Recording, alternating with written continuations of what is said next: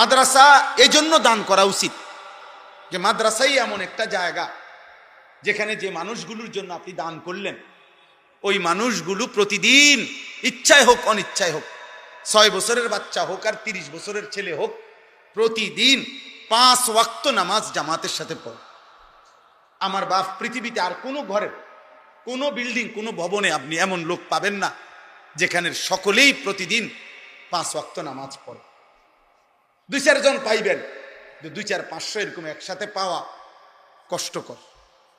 মাদ্রাসা এজন্য দান করবেন যে এখানের প্রত্যেকটা বাচ্চা, ছেলে, সন্তান, উস্তাদ সুন্নাতকে এহতেমাম করে।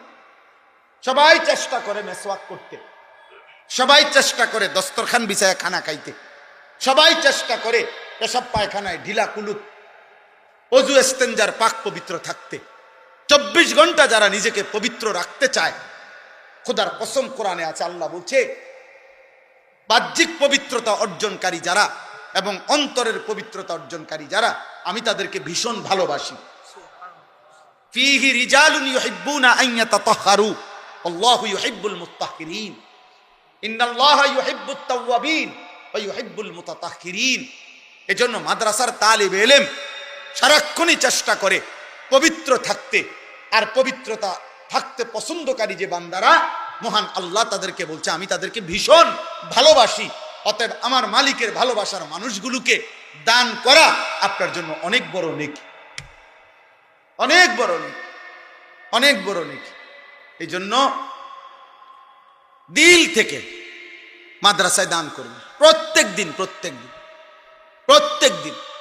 আমার শায়েখ আল্লামা মুফতি মুশতাকুন নবী কাসেমি হুজুর অনেক সময় বলে যে প্রত্যেক মুসলমানের উচিত কমপক্ষে একটি মাদ্রাসার সাথে এভাবে সম্পর্ক রাখা, একজন আলেমের সাথে এভাবে সম্পর্ক রাখা। হুজুরের মুখে আমি অনেক শুনছি এটা।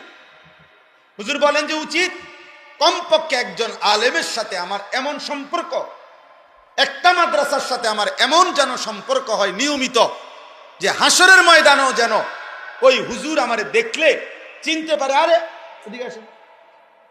ওই তালেব ইলম যেন আপনারে দেখে চিনতে পারে, আরে চাচা এদিকে আসেন।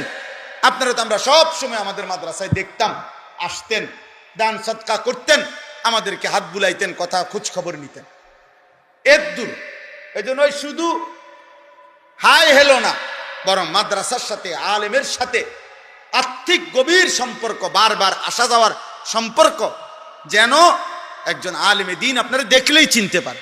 আমরা আলহামদুলিল্লাহ এমন শ্রোতা আছে যে শ্রোতা দেখতে দেখতে চিনি। এখন আমি হবিগঞ্জ সিলেট অঞ্চলে আমার একটা ছেলেরে আমি